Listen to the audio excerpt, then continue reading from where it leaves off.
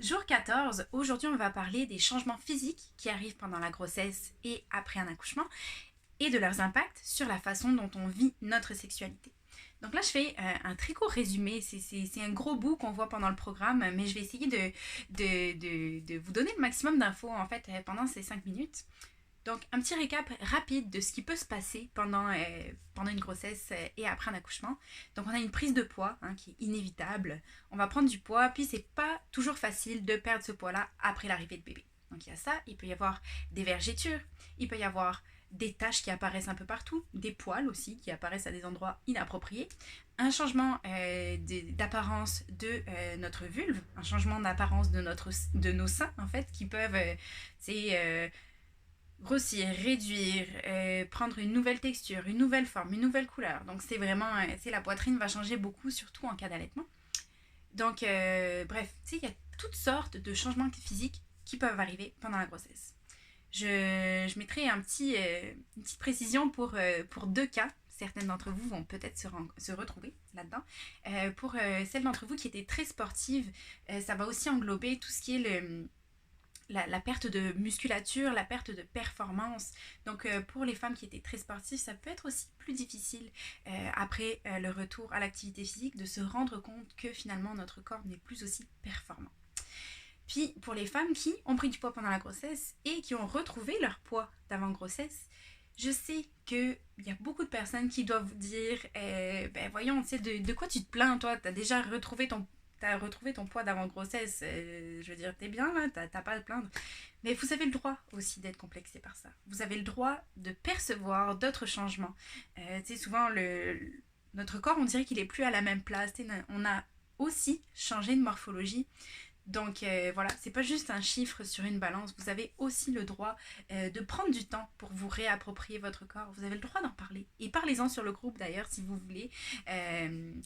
C'est un safe space. Vous avez le droit vraiment de venir nous en jaser aussi. Tout ça pour dire, la façon dont vous percevez votre corps va avoir inévitablement un impact sur votre libido. Pourquoi? Parce que le corps, il est pas fou. Là. Il se dit, ben regarde, je suis pas assez sexy, je suis pas assez attirante. Pourquoi est-ce que j'irais me mettre dans une situation vulnérable où on pourrait me désirer, où je pourrais m'exposer au désir de mon conjoint? Donc, en fait, le fait de ne pas se trouver sexy, ça a vraiment un rôle d'autocenseur. On s'auto-censure. Si on ne se trouve pas assez bien, pas assez belle, on ne va pas se mettre à risque, on ne va pas avoir nous-mêmes du désir. C'est pour ça que c'est important de prendre soin de votre corps, de prendre soin de vous faire du bien. Puis j'irai un petit peu sur les impacts aussi au quotidien.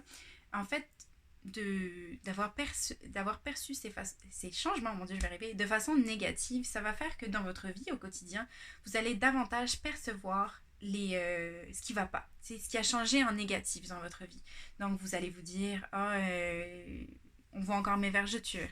J'ai encore ce ventre tout mou. J'en ai marre. Oh, mes seins tombent. Donc souvent, en tant que femme, on se juge beaucoup sur notre physique.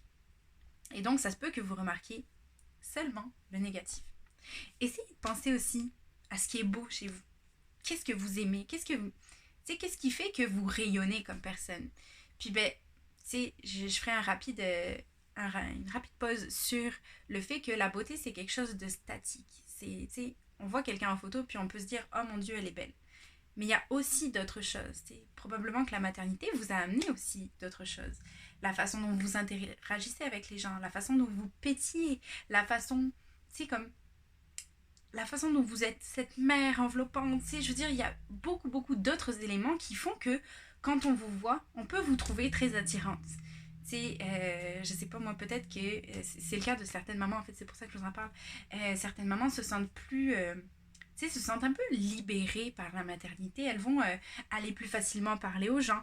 Elles vont plus prendre leur place dans un cercle social. Donc, pensez à ça aussi. Pensez à toutes ces petites choses qui font que, même si vous êtes moins satisfaite de votre enveloppe physique, vous dégagez quelque chose de nouveau. Vous dégagez quelque chose d'attirant, de pétillant, de frais.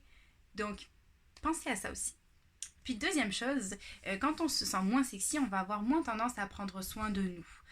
Puis là, je parle pas seulement de s'habiller, se maquiller et tout ça, mais prendre soin et faire du bien à notre corps. Donc, il y a toutes sortes de définitions. Puis ma recommandation, c'est penser à prendre soin de votre corps. Pour certaines personnes, ça va être aller chez le coiffeur ou se trouver une belle petite tenue. Peut-être que c'est quelque chose que vous faites moins en ce moment parce que c'est comme si on laissait tomber un petit peu. On se dit, de toute façon, ça vaut pas la peine. Ça vaut pas la peine. Bon, j'ai plus le mien. Ça vaut pas la peine que je me fasse belle parce que de toute façon, j'aime pas mon corps. Mais si, prenez le temps, continuez à vous acheter des beaux vêtements si ça vous fait plaisir. Continuez de temps en temps à vous maquiller si ça vous fait plaisir. Puis ça, ça marche pour une catégorie de personnes, mais il y a aussi tout ce qui est autour. Faire du bien à son corps, ça peut être prendre du temps pour aller se détendre, prendre du temps pour aller faire du sport, et non pas seulement pour perdre du poids ou être plus tonique, mais pour tout ce que ça t'apporte d'autre, pour cette bouffée d'air frais, pour ce dépassement, pour tout ce qui est en fait santé mentale. Clairement, le sport, ça aide aussi à se sentir bien dans sa peau. Donc, il y a toutes sortes de façons de prendre soin de vous. Et j'aimerais vraiment que vous vous posiez la question, qu'est-ce qui m'aide moi? Qu'est-ce qui me fait du bien? Qu'est-ce qui fait du bien à mon corps? Quelle est la façon dont j'ai envie de donner du love à mon corps aujourd'hui?